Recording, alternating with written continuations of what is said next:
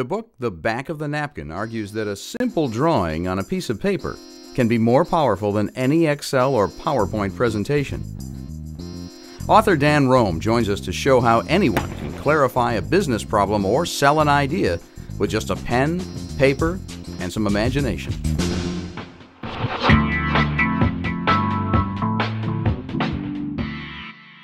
What if there was a way to more quickly look at problems, more intuitively understand them, and then more rapidly convey to others what we've discovered?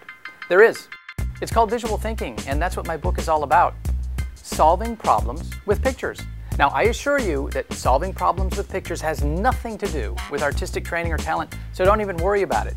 If you can draw a box, if you can draw an arrow, if you can draw a stick figure, you're well on your way. When people think in terms of visually representing something, it's usually for the purpose of selling an idea or presenting a concept or a product. But I believe that visual thinking can be utilized even before the conception of the idea. Visual thinking can be used to discover that idea, then develop it, and then finally present it.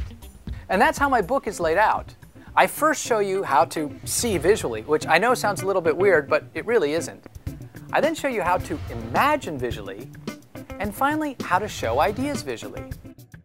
For this video, we'll focus on the imagination section, because that's really the epicenter of visual thinking.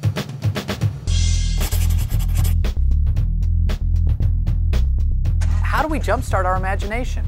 Well, here's an exercise that can be used anytime, anywhere, to fully engage our visual imagination. Now let's call it the many ways to slice an apple exercise. Now, imagine that you're strolling down a tropical beach in the South Seas, and I hope that's not too hard to imagine. Now imagine that you meet a local islander coming the other way who offers you a strange and unusual purple fruit. Well, you taste it, you like it, and you want to share with the islander that it tastes a lot like an apple. But you don't speak the same language. Okay, you happen to have a napkin in your pocket, and so you quickly draw out an apple. But it doesn't really resonate with the islander. Then you draw an apple tree. Then again, maybe it would be better to draw the whole orchard.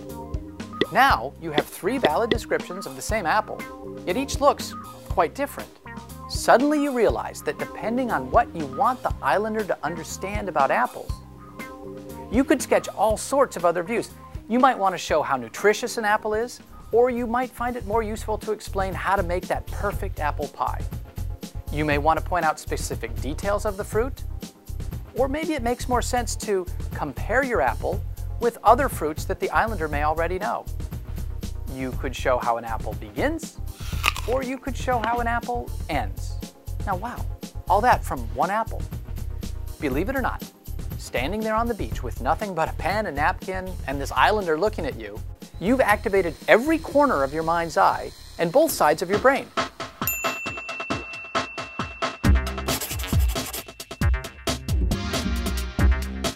Now, in the business world, this apple could be replaced with any issue you might be facing. Let me give you an example. Let's talk for a moment about the world of coffee. Now, we all know that Starbucks is the biggest coffee chain in the world, right? If you're the CEO of Peet's, you can see that there's plenty of opportunity for growth. But how do you go about growing without losing your recognized focus on quality? The answer's in a picture. As Peet's grows, it follows this sketch that I worked with Pat O'Day, the CEO of the company, to create. To grow without losing focus on quality, you first establish your vision as the gold standard of coffee, and nothing is ever going to change that. Your mission, then, is to build the biggest base of dedicated coffee drinkers, people who know coffee and really appreciate it. Now, to achieve that, you break your operations into 4 pieces, each of which has its own objectives and quality measures. First, serve. Now, these are the folks that are pulling the shots and talking with customers every day. Next, develop. Now, this means human resources and training. These are the people that are making sure that everyone knows what they need to do and how they fit into the quality chain. Third is manage, which means everyone responsible for running the stores and running the business. And last is the group that's responsible to inspire, which means the senior leadership from the CEO to the head brewer. There there you see it, the strategy of Pete's on the back of a napkin.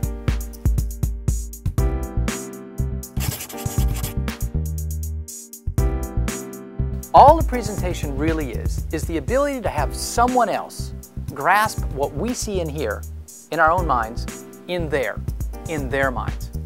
And to do that, sometimes things like spreadsheets and PowerPoints just get in the way, and the back of a napkin really is all that we need.